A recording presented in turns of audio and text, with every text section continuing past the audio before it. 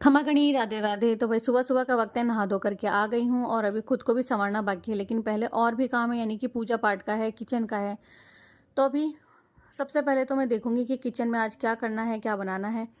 तो अभी तो फिलहाल सिर्फ नहा धो करके आई हूँ, तो पहले पूजा पाठ कर लेते हैं, बाद में आकर के किचन का देखेंगे। तो चलो चलते हैं।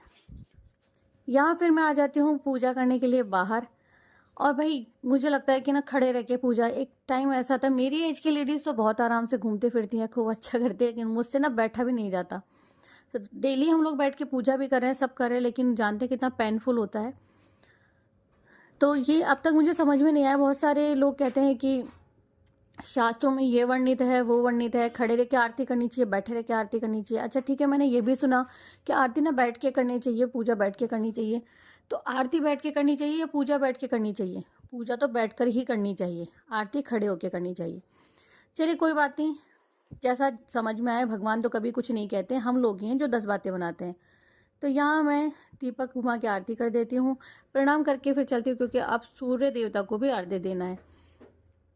तो मेरा टाइम तो भाई यही हो जाता है करते करते, मतलब सुबह के 7:30 तो बज ही जाते हैं, 7 साढ़े 7 पूजा करते करते, क्योंकि इस बीच में गोपाल जी को भी नहलाना होता है। फिर यहाँ प्रणाम करके जैसे नगर बसेरे की बारी आती तो ध्यान आता है, अरे यार मुरली तो मैंने गलत ही पहन लिया पहले। फिर आती हूँ कमरे में और लेती हूँ चाय की चुस्की, जो कि सर्दी सर्दी में लेती हूँ, गर्मी में चाय बहुत कम लेती हूँ। तो यहाँ फिर मैं चाय पी रही होती हूँ और हस्बैंड उठा के मोबाइल मेरा वीडियो बनाते रहते, तो मैं ये कहती हूँ कि चाय पीते हुए भी दिखाओगे या पूरा चाय का कप खाली कर दोगे तब जा कर के हटोगे। तो यहाँ मैं उनसे बातें करते करते चाय पी रही थी। अब कान्हा को स्कूल के लिए रवाना करूँगी, वो तैयार हो रहा था। अब कान्हा भी डेली मुझे कहता है कि मम्मा मेरे स्कूल का टाइम कब चेंज होगा, तो भाई पता नहीं कब चेंज होगा, बसंत पंचमी के बाद में होता है। तो यहाँ हस्बैंड मेरी हेल्प करवा रहे थे सब्जी काट करके, जो वो हमेशा करवाते ही करवाते हैं।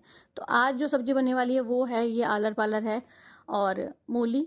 मूली के पत्ते भी इसमें ऐड किए जाते हैं, तो बथवा है या आलर पालर, जो भी, पता नहीं क्या बोलते हैं, मुझे नहीं पता है भाई, लेकिन ये वही है और इसकी सब्जी बहुत अच्छी लगती है।